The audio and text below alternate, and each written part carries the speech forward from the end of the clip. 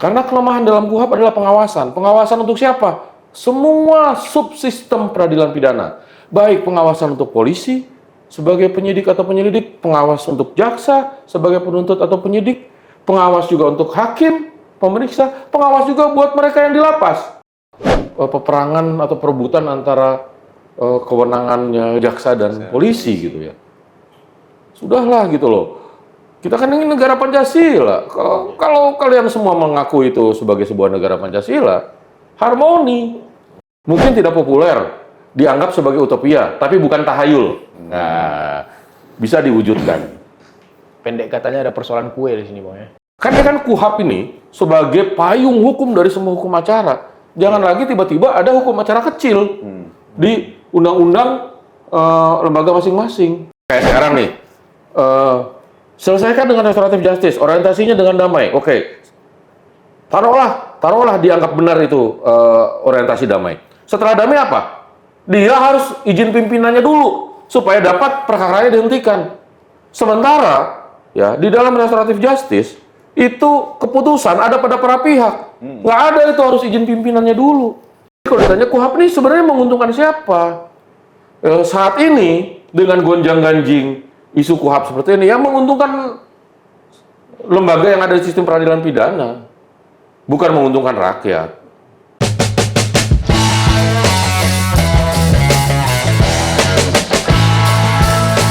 Guys-guysku, kembali lagi di Torpedo. Apa kabar kalian semua? Ini kita pindah tempat lagi nih. Ya maklum lah, pindah-pindah tempat ini biar jaga kewarasan aja. Ini di mana kita sekarang ini, Bang Ep? Kalau kita sekarang ini berada di ring 1. Uma. Di tengah-tengah ini banyaklah aktivitas kenegaraan, objek-objek vital. Tapi kita nggak bisa sebutin kali di mana ini. Aku dengar-dengar drone naik kena tembak tuh, Bang ya.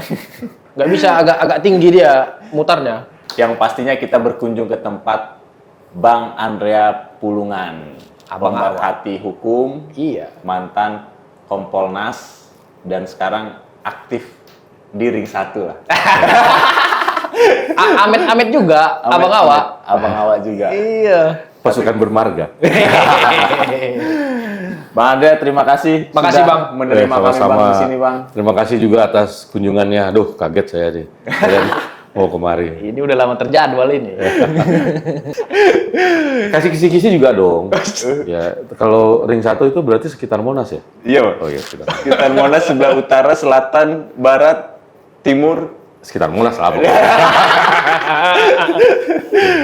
Jadi teman-teman Torpedo, di sini dengan Bang Andrea kita akan membahas soal yang lagi banyak polemik juga, Fik. Soal rancangan undang-undang, revisi undang-undang KUHP dan undang-undang Polri. Aku selama di lapangan dan kita, Bang, melihat pernyataan-pernyataan Bang Andrea Pulungan ini, menurut aku origin. Memang lahir dari pikiran beliau.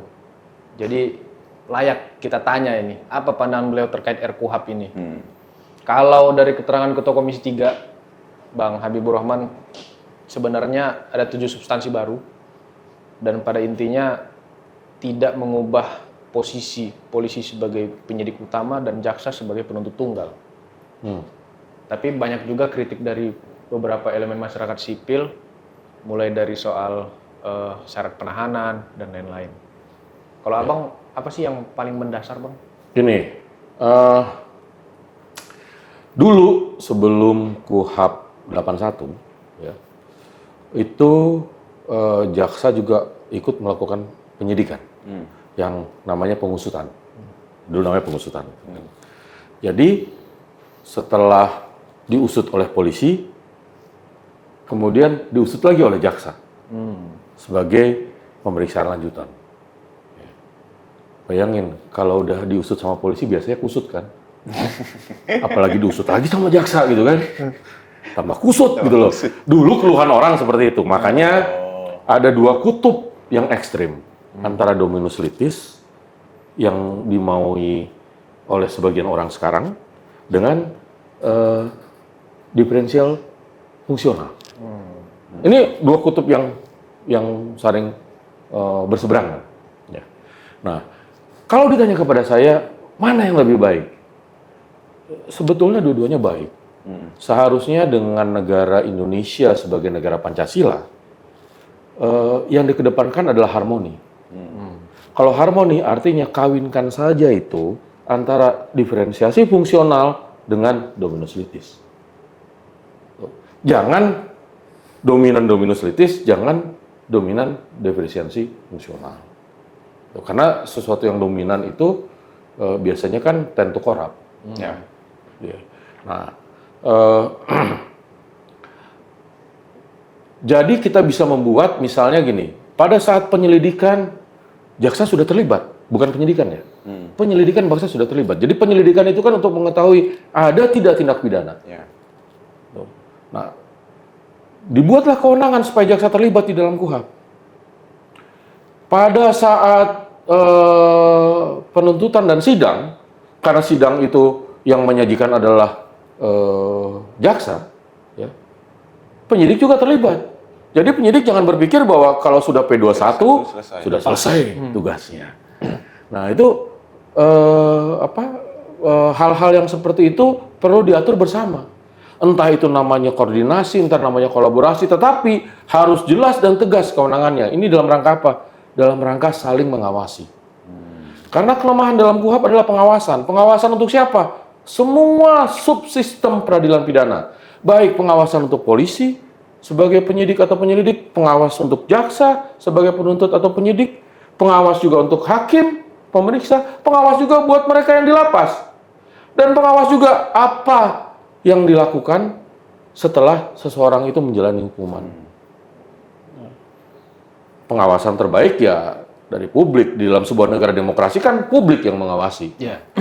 Nah, mekanismenya seperti apa itu bisa diatur kalau mau diatur.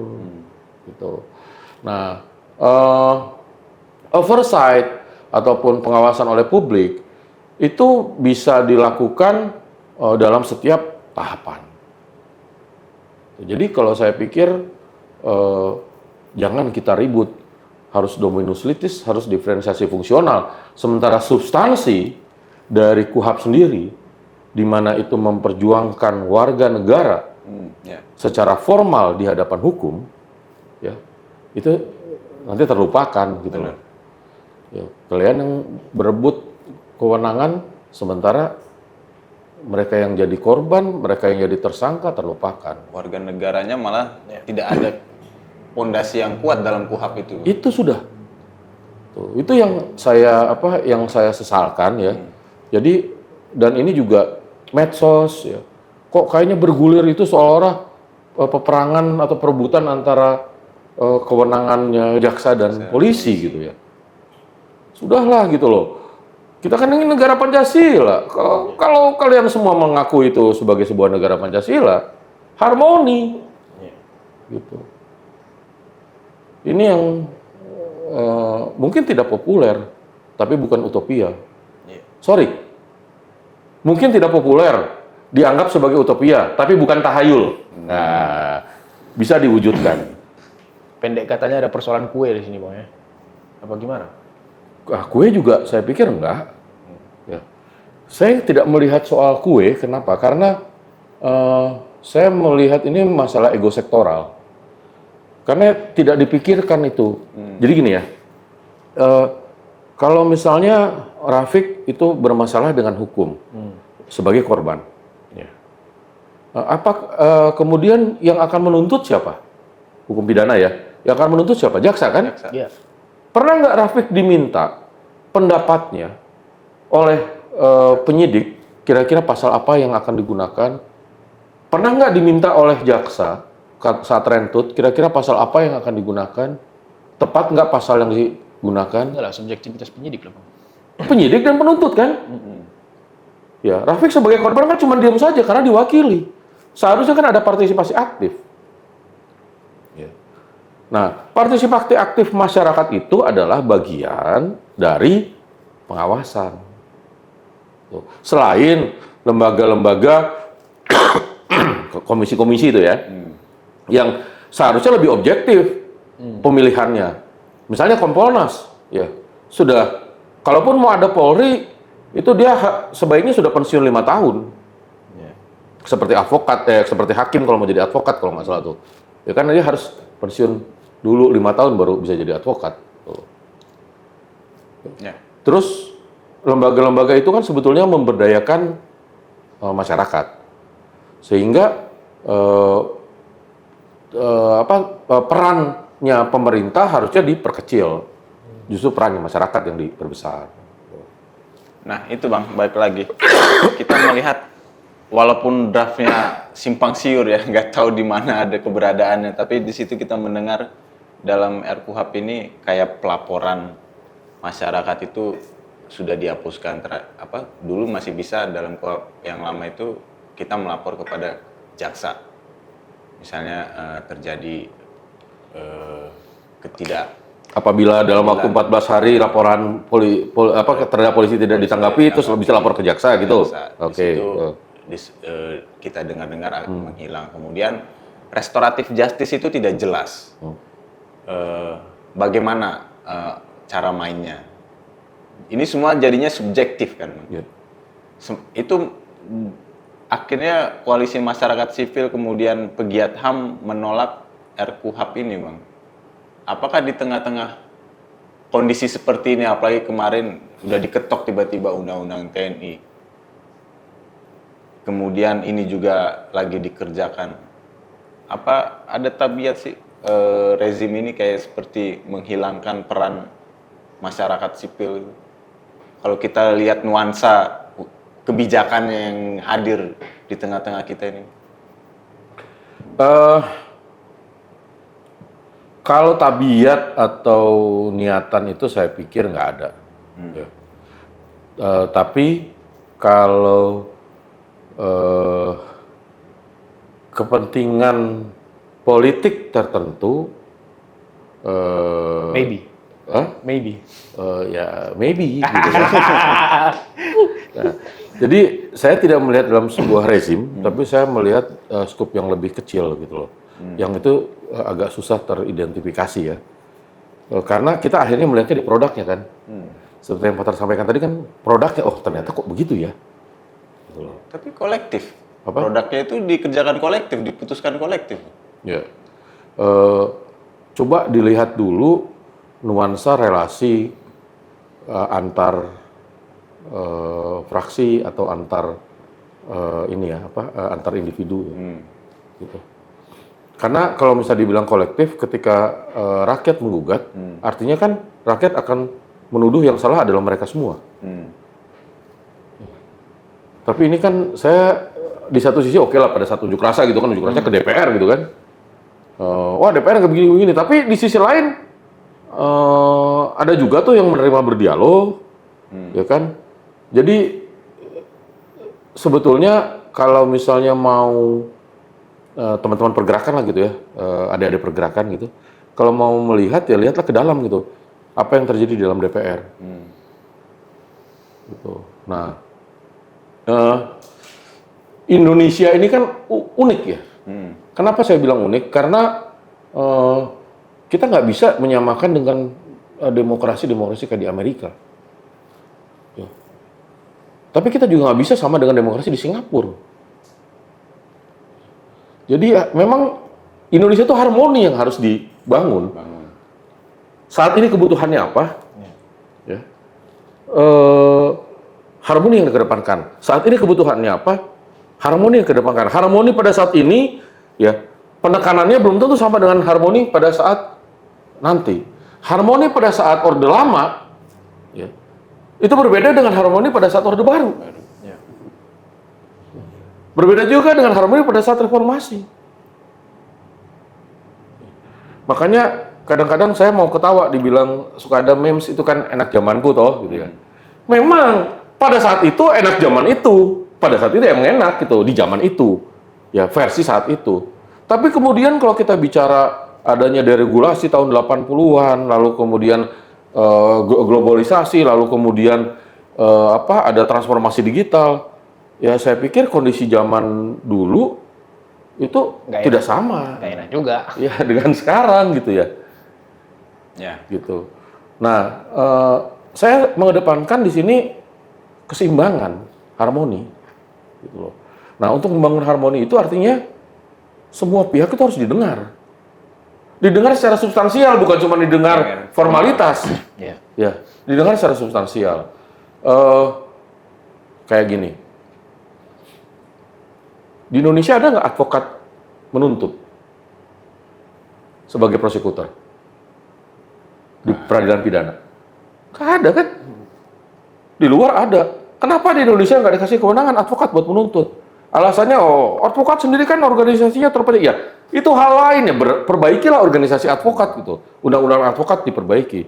Sehingga ketika bicara RUU KUHAP, itu yang harus diperbaiki itu RUU Polri, RUU Kejaksaan, RUU Pemasyarakatan, RUU Advokat, kehakiman, ya. Itu yang utama tuh harus diperbaiki. Karena saya melihat indikasi bahwa beberapa lembaga ini berusaha untuk memperlebar kewenangannya melalui undang-undangnya. Seharusnya itu sudah tidak ada lagi. Kayak misalnya begini, BNN bisa menyidik nih. Taruhlah di KUHAP aturan penyidikannya. Ya. KPK, taruhlah di KUHAP. Terus udah gitu penyidik pegawai negeri sipil di imigrasi atau di pajak, taruh di KUHAP lah. Cara penyidikannya seperti apa? Dan untuk menjamin itu semua transparan, tidak perlu lagi diawasi oleh Polri sebagai koordinator pengawas penyidik pegawai negeri sipil. Ya kalau dia sudah nyidik, langsung kasih ke penuntut. Hukum acaranya ada lah gitu Bang. Iya, diaturlah di hukum acara gitu loh. Kan ini kan KUHAP ini sebagai payung hukum dari semua hukum acara. Jangan lagi tiba-tiba ada hukum acara kecil di undang-undang lembaga masing-masing. Gitu. Kalau Bang Andre yang melihat pelaksanaan para penegak hukum kita dengan KUHAP yang baru ini kira-kira bakal match nggak? Support nggak dengan demokrasi ke depan? Ya, kalau mau bicara demokrasi, saya kira masih jauh. Kenapa masih jauh? Silakan lihat aja di RUU KUHAP. Seberapa besar peran serta masyarakat di situ? Peran serta publik secara signifikan, peran serta warga negara secara signifikan ada di situ. Ya. Jadi kalau bicara demokrasi itu kan pelibatan, ya kan masyarakat kan, pelibatan dan partisipasi masyarakat. Jadi kalau mau bicara itu saya pikir masih jauh. Masih jauh apa mundur ini? Masih jauh. Karena yang dulu juga belum, yang dulu juga bisa dibilang nggak ada ya. Gitu loh. Bang, terkait menyambung yang soal kekhawatiran elemen masyarakat sipil, soal syarat penahanan, Bang. Di KUHAP lama kan ada 3. Melarikan diri, menghilangkan barang bukti, atau mengulangi perbuatan. Tapi ini nanti mau diubah. Salah satu draft yang kita baca itu harus ada tindakan konkret yang dikhawatirkan oleh penyidik. Ya. Gimana menjelaskan ini ke publik dan jangan sampai menjadi pasal karet, Bang? Ya. Atau jebak-menjebak? Ya, tindakan konkret itu kan bisa diterjemahkan sebagai tindakan pendahuluan. Misalnya, kenapa dia harus ditahan? Karena dia sudah mengancam seseorang, ya. Tetapi di sisi lain pengancaman itu dia sudah pernah lakukan sekali sebelumnya dengan gangguan fisik, dan dia sudah menyiapkan misalnya anggota gengnya atau anggota komplotannya itu untuk menyerang itu. Nah itu sudah ada perbuatan permulaan kan. Nah itu sebaiknya ditahan gitu loh. Nah sebetulnya kalau persepsi saya soal penahanan itu gini, kita mainnya di alat bukti. Ya. Ketika misalnya gini, satu, kita lakukan perluasan alat bukti, oke, kan surat, ikan saksi dan lain sebagainya, kita lakukan perluasan sehingga misalnya alat bukti jadi 10, oke. Jadi 10 itu, kalau seseorang mau ditetapkan tersangka, dia harus 60%. Minimal 6 lah. Dari 10, 6 gitu. Ya, 60% lah ya. Kalau 10 itu berarti 6, kan? Kalau dia mau ditahan, dia harus 8. Kalau dia mau ditetapkan bersalah sebagai terdakwa, ya minimal 9 plus apa yang ditemukan di saat persidangan. Jadi nggak sembarangan bisa nahan. Ya. Nah,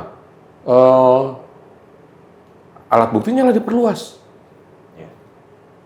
Ya makanya Bang, udah ditahan-tahan nama orang udah rusak. Betul. Kampung di kampung ya udah heboh. Betul. Ipar ke ipar pun udah saling tuduh-menuduh. Betul, kan kadang-kadang ada yang jadi tersangka berulang tahun kan? Berulang tahun setahun, berulang tahun 2 tahun, berulang tahun 10 tahun. Bahkan sampai mati. Iya. Kalau baru habis tersangkanya kan, kalau udah meninggal dunia kan? Nah, ini kan nggak bisa gitu dah.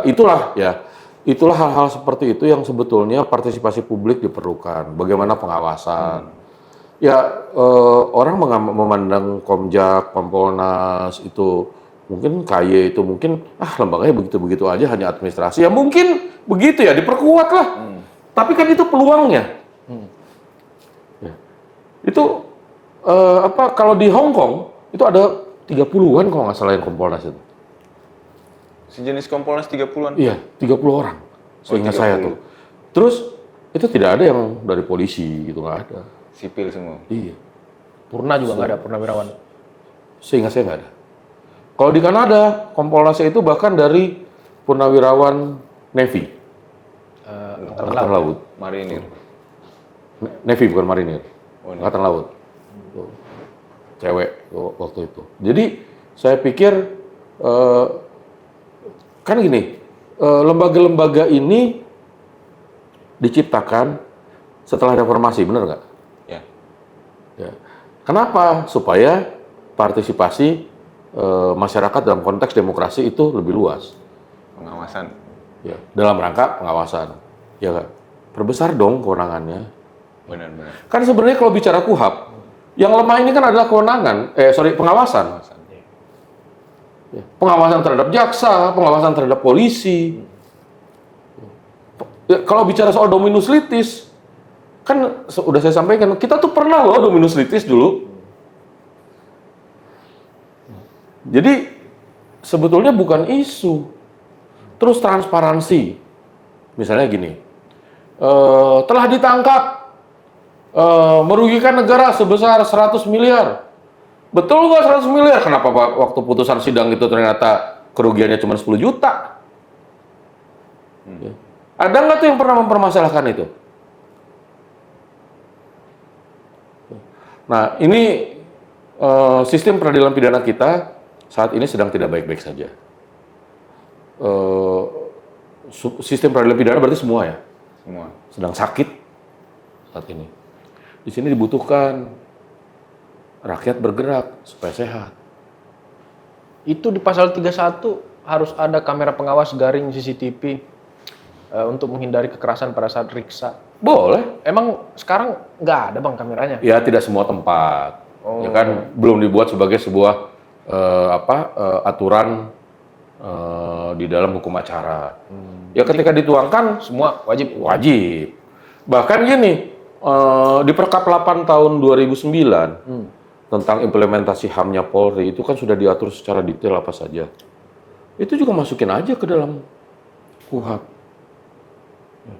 Terus kewajiban untuk body cam.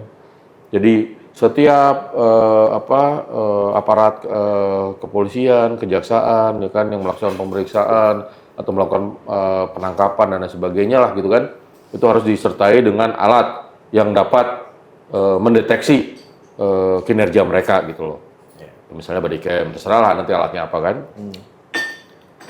Karena di zaman dulu itu kita dapat cerita juga Bang, emang ngeri Bang ya, kalau nggak ngaku bisa dicopotin kukunya itu Bang ya. Itu cerita zaman dulu. Tapi ada juga cerita CCTV mati sama aja. Ada CCTV tapi mati. Ya, kan gini, ada CCTV tapi mati. Berarti kan harus ada dong, dalam konteks pengawasan, harus ada sanksinya. Kalau CCTV mati, sanksinya apa nih? Apakah pemeriksaannya tidak sah? Iya. Ya. Kalau CCTV mati, ya biasa itu. Mana tahu mati lampu, mana tahu apa gitu kan. Atau disabotase atau dan lain sebagainya. Tapi kan harus ada sanksinya. Si penyidiknya harus kena sanksi, berita acaranya tidak sah, pemeriksaannya tidak sah misalnya. Itu kan perlu diatur. Bukan cuma sekadar ada CCTV. Kalau cuma sekadar ada CCTV sih, ya di mana-mana juga ada CCTV gitu. Tapi gunakan CCTV itu bisa dijadikan sebagai alat bukti dan berpengaruh terhadap pemeriksaan. Yang lupa juga diatur dalam KUHP itu kan, KUHP ini kan selama ini bicaranya soal HAM aja kan. Bagaimana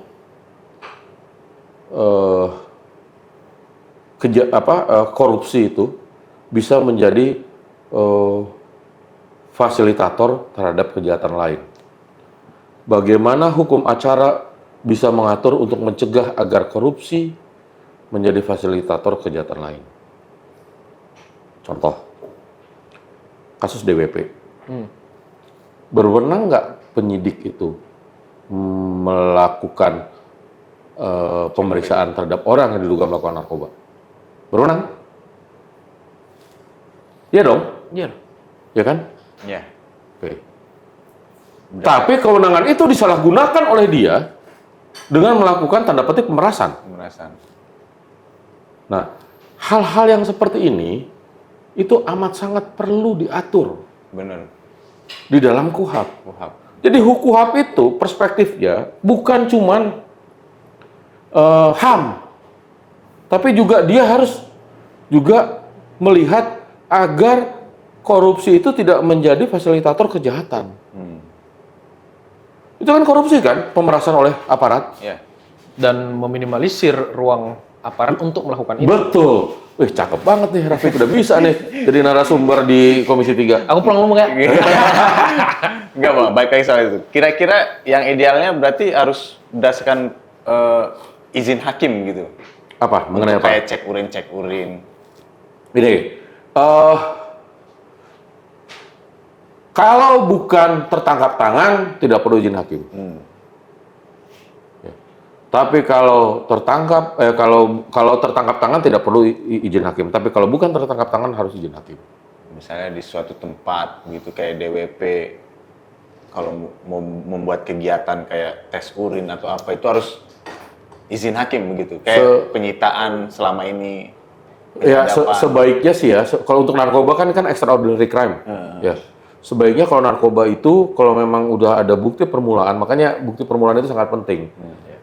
Penyelidikan itu sangat penting karena gini, mau beraksi berarti kan sudah ada informasi awal. Informasi awal di penyelidikan kan. Nah, keterlibatan dari jaksa di dalam penyelidikan itu sangat penting. Jadi pada saat polisi mengatakan atau penyidik narkoba mengatakan, ini mau ada acara ini terus sudah itu kemudian akan ada yang pakai narkoba, ya jaksa sudah nanya nih bukti permulaannya apa, terus kira-kira ini perbuatan ini mereka ini pasal berapa, dan seharusnya kalau jaksa sudah terlibat dari tahap penyelidikan, ya, pada saat penuntutan itu akan lebih mudah kan? Jadi nggak bolak-balik berkas tuh Bang ya? Betul. Dalam revisi itu juga termasuk kontrol hakim terhadap kayak penyitaan, penahanan, maupun dan lain-lain itu tidak berfungsi baik ya Bang? Maksudnya pada saat ini? Yang RKUHP ini? Kalau kan belum berfungsi, ya makanya belum diatur baik gitu. Ya memang perlu diatur lebih detail lagi, gitu. Karena sekarang izin sita, izin penahanan yang kayak gitu kan sifatnya lebih ke administratif. Ya seharusnya administratif, formal dan substansial. Jadi hakim juga boleh dan perlu bertanya, benar nih sudah waktunya ditahan. Bener nih, dia akan menghilangkan barang bukti. Iya. Gitu loh. Ya. Ya, kalau lihat dari film-film Barat, Hollywood, seolah-olah seperti kayak gimana, tapi itu kan di film. Ya. Deviance-nya dari penyidikan, penuntutan itu juga ada kan di luar. Deviasi itu kan ada, cuman kan jarang difilmkan. Tapi kan ada juga kan film bagaimana penuntut yang korup, polisi yang korup, itu kan juga ada, gitu loh. Bukan film Bang, kalau itu. Tapi itu film. Itu film. Walaupun di novel sih. John Grisham ya. Ya tapi kan itu sesuai dengan kultur dan kapasitas masyarakat di sana. Di Indonesia yang masyarakatnya mayoritas masih baru lulus SMP pendidikannya. Ya. Apakah mau apple to apple? Nggak bisa. Nggak bisa. Jadi harmoni. Jangan mau menang-menangan. Kalau Abang sebagai orang yang hidup di wilayah hukum dan kemudian melihat RKUHP ini, secara postur ini sebenarnya menguntungkan siapa sih? Menguntungkan aparat, bukan menguntungkan rakyat. Spesifik lagi lembaganya? Ya semua diuntungkan itu. Berarti rakyat ini udah siap-siap. Makanya orientasinya itu katanya kan gini, orientasi terhadap korban dengan menggunakan paradigma keadilan restoratif. Lah, pengaturan keadilan restoratifnya kacau balau di situ. Nggak jelas Bang ya? Iya, orientasinya aja. Keadilan restoratif itu adalah penyelesaian masalah, bukan pemulihan hubungan. Kalau bicara paradigma restoratif justice, sebagaimana UNODC, ya, dia tuh ada restoratif justice dan restoratif praktis. Yang banyak diatur itu tentang restoratif praktis di sini. Tapi kalau UNODC restoratif praktis itu, ya, dia berorientasi kepada pemulihan. Pemulihan apa? Pemulihan hubungan.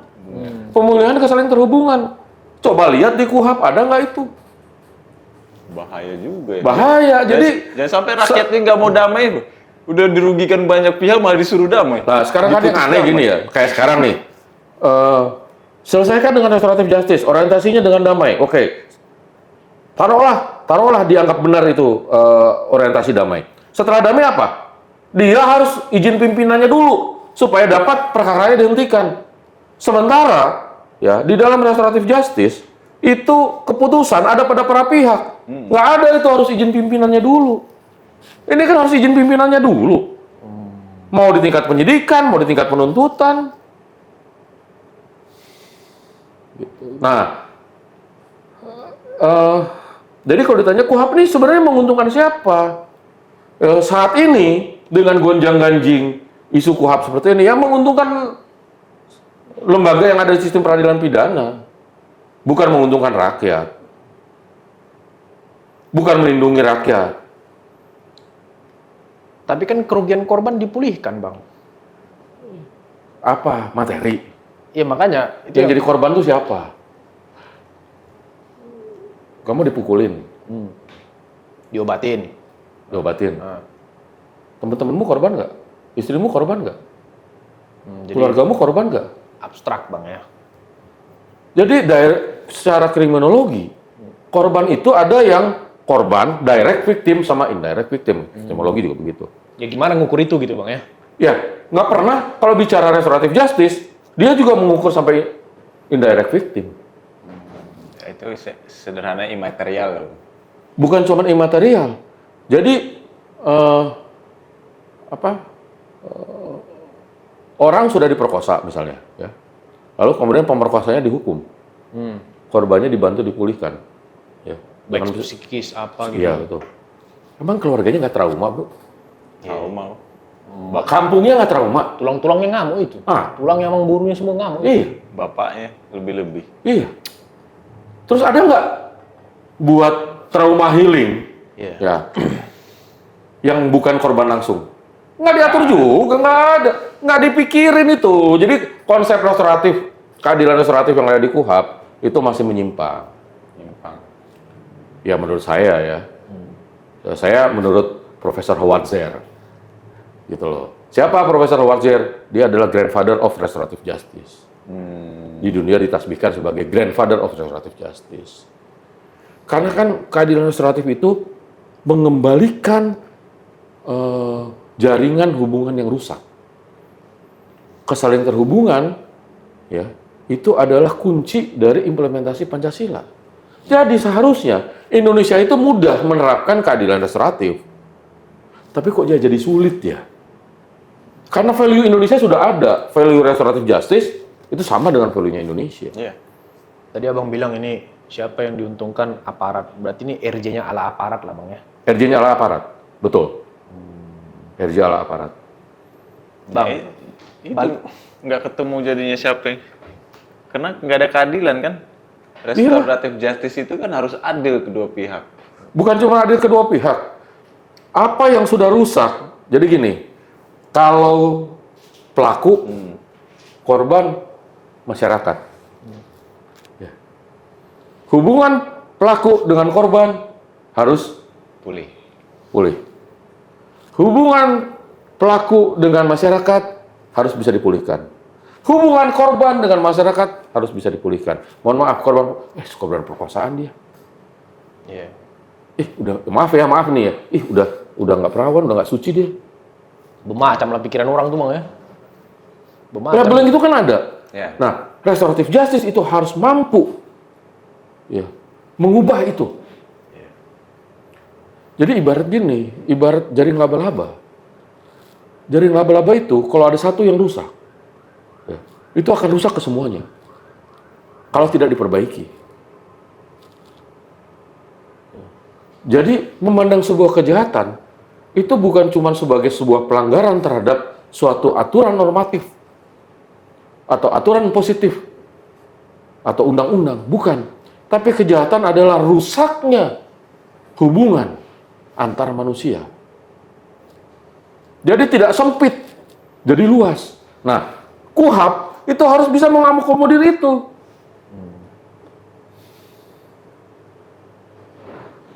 Kalau mengambil apa yang abang sampaikan tadi secara psikologis sampai tengah-tengah sampai prakteknya, kemarin Ketua Pimpinan Komisi 3 bilang ini nggak nyampe setahun udah rampung lah. Dengan kompleksitas tadi sampai memahami RJ secara holistik, kan nggak gampang bang. Apalagi ya mungkin mereka orang-orang hebat, mungkin ya. apa pesan abang ke Komisi 3 bang? Kan ini nanti Ya berhati-hatilah gitu loh. Berhati-hatilah karena gini, kalau sesuatu yang kurang baik segera buru-buru diketok atau diketok dengan lebih banyak ketidaksempurnaannya, itu kan akan dibawa mati. Ya kan? Ya bukan menjadi amal jariah buat kamu. Jadi hati-hatilah gitu loh. Banyaklah mendengar. MK juga sudah menyampaikan meaningful participation. Semua pihak yang terdampak itu apa? Langsung ataupun tidak langsung. Ya. Harus diberikan hak. Berarti berkewajiban DPR ya memberikan hak. Kenapa harus diberikan hak? Berarti kewajiban DPR memberikan hak. Untuk apa? Meaningful partisipasi bermakna. Meaningful participation. Bermakna partisipasinya. Bang, sebelum pindah ke RUU yang kedua, pasal 33 ayat 2 bang, abang latar belakangnya juga advokat. Bunyinya, kalau ada pertanyaan dari penyidik yang bersifat menjebak, advokat berhak menyampaikan keberatan. Ya. Ini sepertinya angin segar untuk posisi advokat, karena sebelumnya di KUHP lama, dia hanya duduk mendengar, mencatat. Idealnya seperti apa bang? Ya memang gini,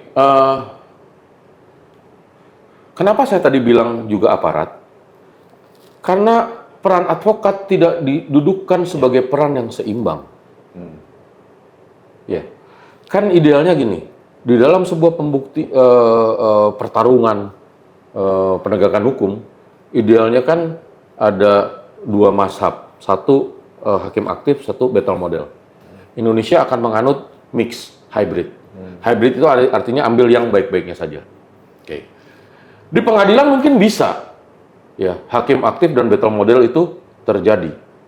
Tapi di penyidikan dan penuntutan atau rencana penuntutan, ya, itu advokat tidak punya akses yang begitu kuat untuk melakukan battle model. Kalau battle model itu kan artinya mau perang nih, ya senjatanya Rafiq sama senjata Fathar harus sama dong. Iya. Ya. Saya sebagai hakim yang aktif akan melihat, oh ya ini Rafiq udah pakai cara yang fair, Fathar udah pakai cara yang fair gitu loh. Tapi senjatanya harus sama. Lah, kalau misalnya pengen tahu rentutnya itu mau seperti apa, lalu kemudian berkas BAP-nya seperti apa aja susah. Atau awak ada kokang senjata, Bang Ep masih nyari peluru di lemari ya Bang. Awak udah siap nembak, Bang Ep masih nyari peluru. Jadi peran advokat itu harusnya seimbang. Benar. Ya, karena advokat itu bagian dari penegak hukum.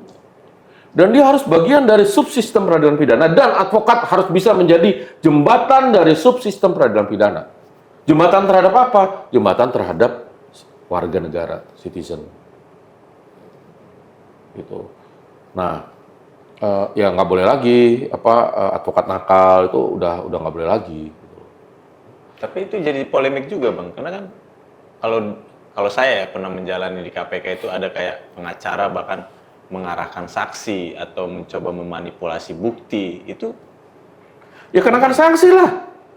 Kan gampang aja. Kan kelakuan mengarahkan saksi dan manipulasi bukti emang cuma advokat. Ya. Ya kan? Penegak hukum lain juga ada oknum yang melakukan seperti itu, tapi kan kena sanksi. Ya, ini harus ada pengawasannya, harus ada sanksinya. Tuh. Ya macam mana mau diawas? Live streaming wartawan pun mau diatur-atur nanti juga Bang, macam mana? Ya, kalau wartawan live streamingnya diatur-atur, terus sudah gitu, cuman diem aja lemah kali lah. Gak mungkin lah dia Bang.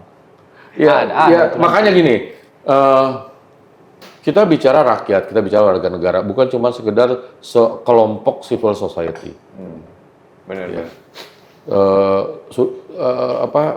Kita juga harus menerima realitas bahwa apa yang mau diatur di KUHP ini, kita tidak bisa mengatur seperti sebuah buku suci atau kitab suci. Ya, pasti ada kekurangan kelebihan.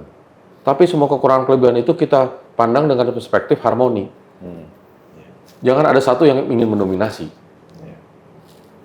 Terus buka peran seluas-luasnya, kesempatan seluas-luasnya untuk warga negara dalam konteks pengawasan.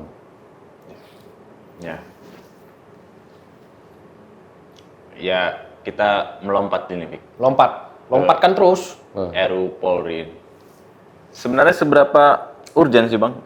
RUU Polri ini harus dikerjakan oleh legislator kita melihat, ya kalau kita lihat survei Kompas kemarin kan citranya jatuh banget. Kemudian kalau kita lihat dari medsos juga banyak kasus-kasus, dari berita juga banyak kasus-kasus yang menyangkut aparat penegak hukum. Aparat penegak hukum nih ya? Polisi yang melibatkan polisi. Kan soal RUU Polri, Bang. Seberapa urgen sih, Bang, RUU Polri ini harus dikerjakan? Nih, medsos itu katanya berbicara banyak tentang oknum polisi. Buat saya wajar aja, karena polisi yang organisasinya semakin telanjang, terbuka, dan berhadapan dengan masyarakat setiap hari. Coba cari instansi lain yang setelanjang polisi, lalu kemudian dia berhadapan dengan masyarakat sehari-hari. Berhadapan dengan masyarakat dalam konteks potensi konflik. Masyarakat bermasalah lah gitu, Bang. Iya. Masyarakat bermasalah atau masyarakat yang diduga bermasalah. Polisi. Nggak ada. Jadi ketika nggak bisa apple to apple dengan aparat negara lainnya. Ayolah, bicara objektif lah gitu loh. Ya, satu. Kedua, Polri mau berubah. Kenapa? Lihat dong, di atas kertas, regulasi internal kah, terus udah gitu programnya Kapolri kah, itu kan ideal banget, benar nggak? Ideal. Di atas kertas ya? Di atas kertas. Oke. Ketika implementasinya belum sesuai dengan harapan, artinya ada gap. Nah, gapnya ini yang harus diperbaiki apa? Tapi idenya, kan gini, orang itu bekerja itu kan berawal dari niat. Ya. Dari ide. Pengen ide polisi yang bagus buat presisi. Tapi kenapa implementasinya Malah nggak presisi, bengkok-bengkok deh bang. nah belum sesuai dengan harapan, gitu kan? Ya, gap itu yang harus diperbaiki. Jangan ya organisasinya atau rumahnya itu dihancurkan. Dalam sebuah rumah tangga, ya, anaknya nakal. Janganlah orang sekampung merusak rumah itu. Ya. Ya. Kok, ya mohon maaf ya, kok saya jadi melihat, aduh mohon maaf banget nih buat semua viewernya Torpedo ya. Mohon maaf banget, kok saya melihat ini kok jadi anarkis. Ya, kebencian terhadap Polri itu jadi anarkis. Harusnya terukur lah bang ya. Terukur dan objektif. Survei. Saya mau tanya sama kalian. Siapa yang disurvei? 1, 2. Pernah nggak polisi di Indonesia mogok? Mogok lah, nggak usah memberikan pelayanan. Di tengah cacian, apa demo, Iya. dilempar gitu bang. Iya. Nggak pernah. Kenapa sih? Saya tuh kebayang gini, seperti kalau nggak salah di Spanyol, di Amerika gitu, polisinya mogok nggak melakukan pelayanan. Apa yang terjadi di Indonesia? Caos loh bang. Chaos. Tapi bang, relasi mogok itu yang menyangkut kesejahteraan. Rata-rata orang mogok itu, Emang polisi tidak berpikir kesejahteraan? ya kan gajinya dibiayai per bulan selalu datang. Hah? Ya emang instansi lain enggak? Ya. Kan gini, mogok itu kan bisa juga karena solidaritas. Ya kayak pekerja lah mogok juga karena solidaritas kan bisa. Bukan hanya masalah, bukan hanya masalah kesejahteraan. Mau bicara kesejahteraan gimana sih? Lagi unjuk rasa, disuruh bubar, nggak mau, dilempar botol, dilempar ini gitu kan. Ya. Jadi saya juga sangat tidak menyepakati ketika polisi melakukan pemukulan itu. Saya nggak sangat tidak manusiawi itu ya. Ya. Tapi sama juga tidak manusiawinya ketika mereka yang tidak bisa unjuk rasa dengan damai gitu loh. Nggak gini, di dalam, saya pikir kalian dulu aktivis gitu loh. Dan saya pikir juga kalian dulu termasuk mazhab yang, ya minimal bakar ban dulu lah gitu kan. Chaos dulu lah sikit gitu kan. Kalian di kampus juga dulu pasti kayak gitu. Sayang ini udah turun. Jadi, Iya kan, bang, pendek katanya, sorry bang, kalau aku boleh potong. Ya, HAM demonstran masyarakat ini, ya HAM-nya polisi kalian pikirin juga lah, begitu kira-kira bang ya? Ya, saya bukan bicara HAM-nya polisi. Jadi tapi gimana, gini, perlakukanlah polisi juga sebagai manusia. Oh ya. Tuh, mereka juga manusia. Ya. Ya. Nah, kembali, apakah urgen undang-undang Polri harus diperbaiki? Urgen. Kalau buat saya, kenapa gini? Kalau buat saya nih, di Undang-Undang Dasar itu jelas pasal 30 ayat 4 atau ayat 3 saya lupa. Itu polisi itu bertugas melindungi, mengayomi dan melayani. Tugasnya kan, melindungi, mengayomi dan melayani serta menegakkan hukum. Lihat di Undang-Undang Polri. Di Undang-Undang Polri kebalik. Memelihara Kamtibmas, menegakkan hukum, baru melindungi, mengayomi dan melayani. Nah, bagi saya justru hal itu yang urgent dirubah. Merubah kembali paradigma. Biar sesuai dengan konstitusi. Ya. Kalau ditanya undang-undang Polri konstitusional nggak? Ya kalau melihat dari redaksinya konstitusi, ya nggak konstitusional. Kenapa? Kan Harkamtibmas tujuan dibentuknya dari tujuan dibentuknya dari Polri dijadikan tugas. Sementara tugas pertama Linyomyan, lindung, ayom, pelayanan dijadikan tugas ketiga. Tugas terakhir menegakkan hukum dijadikan tugas kedua setelah Harkamtibmas. Jadi paradigmanya harus dirubah di undang-undang itu. Kalau ditanya harus dirubah. Pasal itu yang utama yang harus dirubah. Nah, baru kemudian ke belakang akan ngikutin bagaimana kewenangannya. Ya, menurut kalian polisi boleh nyadap nggak? Kalian nih sebagai jurnalis, boleh nggak polisi nyadap? Idealnya? Secara ideal, secara teori boleh. Boleh, tapi kan perlu diatur. Iya. Bagaimana dia boleh nyadap, dalam hal apa boleh nyadap? Ya itu diatur lah. Nah, itu. Case apa dulu Bang? Kalau perkara aku maki-maki Bang Patan ini langsung bisa hadap aku. Nah itu yang menjadi keberatan masyarakat sipil, Bang. Soal penyadapan itu bisa dilakukan secara sepihak. Ya boleh, secara sepihak. Ya, tapi dalam hal apa dulu diatur dong. Iya. Iya. Ya kan nggak mungkin menyadap itu dua pihak. Pasti menyadap itu sepihak. Cuman tata caranya perlu diatur. Ya, diberikan kewenangan, tata caranya diatur, pengawasannya perlu diatur, sanksinya perlu diatur. Jangan asal nolak gitu loh. Kayak orang tantrum. Kan kalau asal nolak kan kayak gitu. Mana argumennya? Iya. Iya. Gitu. Diaturlah itu gitu loh. Itu yang harus diperjuangkan. Jadi perluasan kewenangan enggak perluasan kewenangan juga. Tapi melegislasi kewenangan gitu loh. Kenapa? Ya di luar juga polisi bisa nyadap. Tapi kan atas izin kalau nggak salah. Ya, buatlah sekarang atas izin. Lembaga kehakiman. Ya buatlah, entah sekarang atas izin atau dibuat regulasinya seperti apa. Ya kan gini, jangan cuma sekedar nolak. Gitu. Nah itu masalah sipil. Itu satu, ya. Yang kedua, kewenangannya diberikan kepada polisi. Tata cara dia menyadap ditaruh di KUHP. Karena itu kan bagian hukum acara pidana. Jangan tata cara nyadap ditaruh di undang-undang kepolisian. Iya. Jaksa menyadap boleh kalau misalnya jaksa mau. Ya, tapi jangan taruh di situ. Tapi caranya di KUHP. Jaksa undang-undang kejaksaan punya untuk mediasi penal. Ya. Tapi dia hanya ngomong kewenangan aja seperti itu. Tata cara bagaimana mediasi penal taruhlah di KUHP. Jadi gerak-gerik para penegak hukum termasuk hakim, petugas lapas sampai dengan Bapas, ya,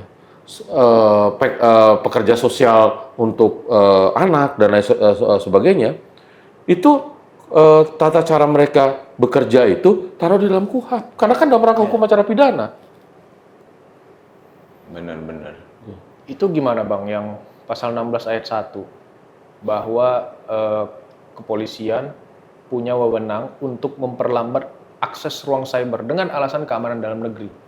Tadi sebelum podcast kita sama-sama sepakat bahwa demokrasi harus kita jaga, Bang. Ya, saya sepakat. Keamanan dalam negeri itu salah satu ruhnya demokrasi nggak? Iya. Oke. Sepakat saya. Ya, Kasih dong kewenangan. Ya, tapi aman versi aparat, aman versi... Makanya ini tata kan caranya lah diatur. Atas izin siapa? Ya. Tata caranya seperti apa? Oke. Terus kemudian sanksinya seperti apa? Jangan kita langsung nolak. Kenapa? Kamdagri kan itu salah satu tugasnya polisi. Ya. Memperlambat ruang akses itu ya boleh-boleh aja. Tapi tata caranya seperti apa? Dan itu harus bisa dipertanggungjawabkan ke publik. Ya, dan ukurannya juga harus jelas, Bang. Iya. Torpedo ini kan udah masuk mengganggu keamanan dalam negeri torpedo ini. Belum juga lah ini ya. Enggak lah. Enggak kan gini. Besok kalau memang ya, yang dari tadi yang ditanyakan tadi itu ya. Itu sebetulnya ada yang hilang sebetulnya dari teman-teman. Apa?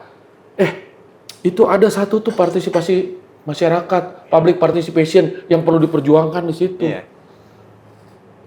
Karena setiap tindakan yang dilakukan oleh aparat penegak hukum siapapun itu, atau aparat negara siapapun itu, harus bisa dipertanggungjawabkan ke publik secara transparan. Intelijen, ya, di luar itu kan CIA misalnya, dia kan bisa kan dengan komisi dewan semacam komisi intelijennya kan, intelijen aja bisa gitu loh, anggota-anggota Kongres, senator-senator yang di komisi intelijennya kan bisa. Di Indonesia juga udah mulai, ya kan? Nah itu saja bisa gitu loh, apalagi pekerjaan-pekerjaan penegakan hukum. Gitu. Justru yang potensial yang saya lihat itu sebenarnya begini. Saya tadinya berharap di Undang-Undang TNI bahwa TNI di dalam melaksanakan tugasnya selain perang dan tugas militer selain perang, tugas militer selain perang, ya, baik operasi atau bukan, itu tunduk kepada hukum sipil. Sebagaimana amanah TAP MPR, ya, dan Undang-Undang TNI sebelumnya. Jadi dia harus jangan tunduk ke hukum militer. Ya kan baru dimulai dari KPK ya. KPK itu bisa menyidik korupsi di TNI, putusan MK itu kan. Walaupun pada prakteknya enggak juga. Ya, tapi kan setidaknya secara regulasi sudah dibentuk awalnya oleh putusan MK. Nah, saya tuh justru sebetulnya berharap itu. Jadi semua prajurit TNI yang ada di instansi sipil. Jadi saya tidak mempermasalahkan mereka ada di instansi sipil. Ya, silahkan aja. Asal satu, merit system. Dua, terpilih karena kompetensi. Ya. Ya kan? Ketiga, untuk kepentingan nasional. Keempat, tunduk ke peradilan sipil. Jika bermasalah ya di Peradilan tipikor. Gitu. Ya kalau korupsi ke peradilan tipikor. Kalau melakukan penganiayaan ya peradilan umum. Ya. Ya, sebenarnya isu ya yang dilihat dari kacamata saya ya, kemarin ribut-ribut, wah nggak boleh itu nggak signifikan itu. Ya, sepanjang dia merit system, lalu dia juga kompeten untuk kepentingan nasional dan tunduk kepada peradilan sipil, ya silahkan aja, gitu loh. Tapi kan lagi rame juga bahwa orang ini sipil lagi susah cari kerja kok, malah diseberangin untuk mengisi posisi sipil. Ya, yang paling banyak jobless kan sipil, Bang. Oh enggak juga. Ya orang ya kan karena sipilnya banyak kan jumlahnya kan. Kalau gini, kalau sipil ada 1.000, tentara ada 200, ya.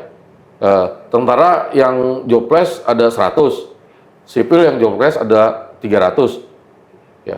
Berarti sipilnya cuma 30%, tentaranya 50%. Jadi kan nggak ada perang nih, jobless nggak? Kan ya. Tentara itu kan untuk perang kan? Iya. Lah iya Bang, tapi kan mereka walaupun nggak pindah ke ranah sipil kan mereka sudah dapat income yang dari institusi pertama. Lah ini yang sipil institusi pertama pun tak punya. Duh, tapi kan dia dapat income dari institusi pertama, ya. Dan setahu saya income-nya kan dari institusi pertama, dia nggak dapat income lebih kan di sini. Kalau nggak salah tukin aja kan, tunkinnya kan disesuaikan. Nah, tunkin itu, ya saya kasih tahu aja, ada yang lebih rendah di instansi sipil dibandingkan dengan di TNI. Nah makanya ya udah di situ aja Bang. Iyalah. Bagusnya kan di sipil Bang. Orang tuh udah ada seragamnya. Ini sipil seragam pun tak punya. Ya, kedua. Ya memang skala prioritas. Itu kan hanya di berapa 16 ya? Masing-masing Bang. Iya. 16 ya? Enggak ada. 16 sekarang udah 14 Bang. Jadi 14 sekarang 16 ya? 14 posisi. 14 Tadinya 16 ditolak jadi 14. 14 ya, oke. Ya di 14 itu oke lah, tapi selebihnya pensiun. Gitu. Di 14 itu masih ada nyambung-nyambungnya lah dengan kemampuannya. Tapi yang utama itu gini, kalau kata orang Sunda, kita nggak bisa ngarahi kusiku. Artinya apa? Kita mau sesuatu itu, kita nggak bisa ngambil semuanya. saya pikir ya untuk masyarakat sipil ketika 14 bidang itu ditempati oleh teman-teman TNI ya dalam konteks keadilan, kalau tunduk kepada peradilan sipil sesuai dengan kompetensi, lalu untuk kepentingan nasional serta merit system, ya kasihlah jalan tengah gitu loh.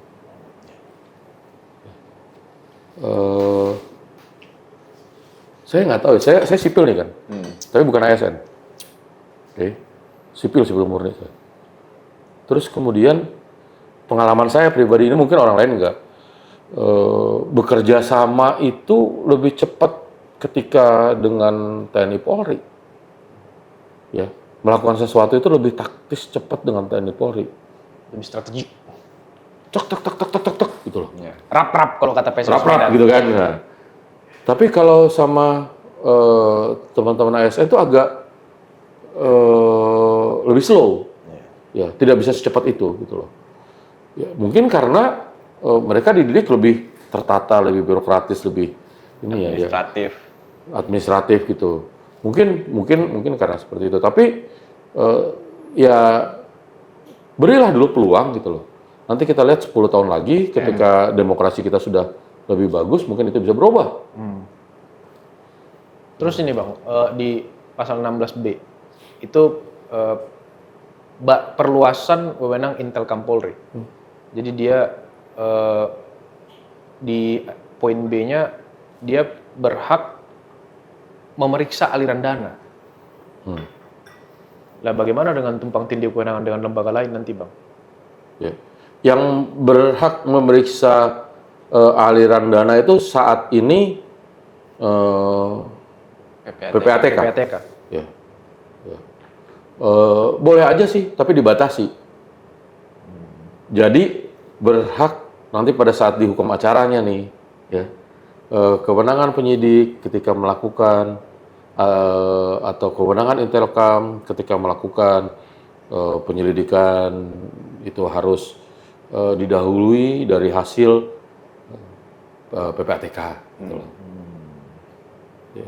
Jadi dia tetap harmoni Bang ya? Tetap harmoni, tapi dengan syarat juga jaksa pada saat itu sudah dilibatkan. Karena dalam konteks apa? Iya. Intelkam itu dalam konteks apa? Iya. Kalau pencegahan ya nggak boleh lah Bang.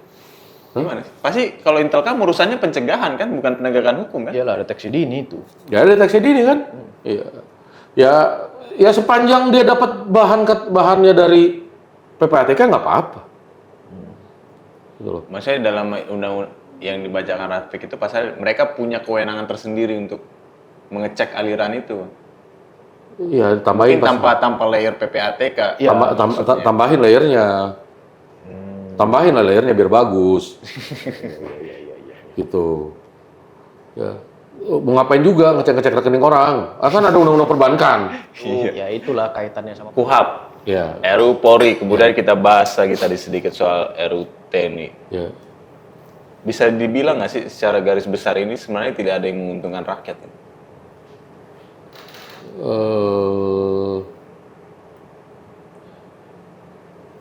Ada kali tipis-tipis.